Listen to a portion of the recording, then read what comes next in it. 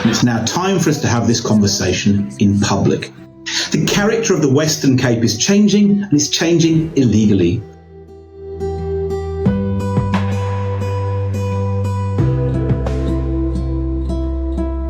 %30 of the current Western Cape population was not born here. When Jan van Riebeeck landed in the Western Cape, our problems began. It's a historic fact.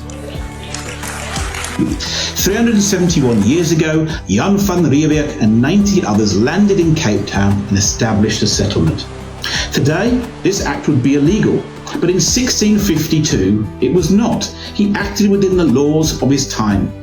Despite this, the many coloured and white descendants who can trace their lineage back 15 generations to these early settlers are still vilified, called land thieves, and told to go home.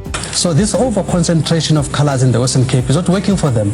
They are in oversupply where they are. In contrast, over the last few years, nearly 1 million people have broken the law and illegally settled land in the Western Cape.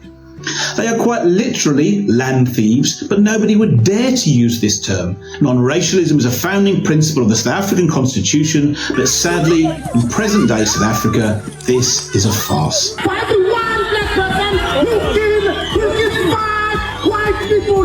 You kill one of us, we'll kill 5 of you. We'll kill the children, we'll kill the women, we'll kill anything that we find on our way. Because South Africa isn't a country which actually believes in non-racialism. It is a country which believes in African nationalism. The majority of South Africans believe that South Africa belongs to Africans, and by this, they mean black Africans. Shut up! Shut up! Shut up! Other races are at best tolerated, and at worst are subject to the relentless racial abuse which very few are willing to call out as the racism which it truly is. Majority of Indians are racist. And what did the ANC's response? They painted the entire community of Phoenix as racist Indians, marching down the streets holding placards saying all Indians are racist. Those people have got a lot to answer for. These are individuals and people in that community who stood up for themselves and stood up when this government let them down.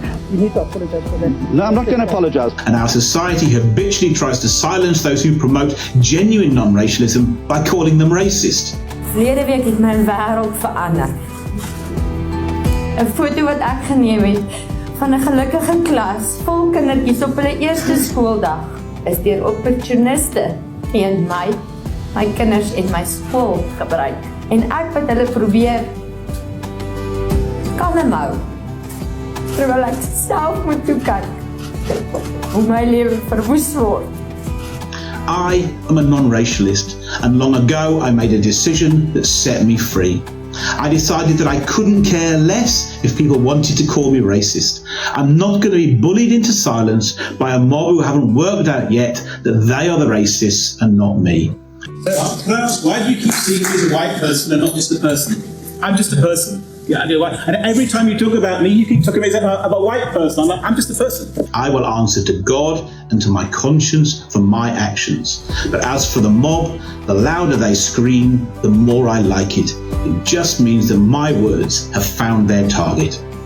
At the Referendum Party, we propose, subject to the will of the Western Cape people, that the Western Cape closes its border with South Africa and implements strict immigration protocols which are non-racial and in line with international norms. But the people of the Western Cape are entitled to be governed according to their own democratic will, and we're going to fight for that right, not with swords, but with pens and with words and with democracy, but we're going to fight for it nevertheless, because it's about our freedom, it's about our right to create a future for ourselves and our family and our children, and because this is our country, we belong here, and anybody who says we don't belong here can just bugger off.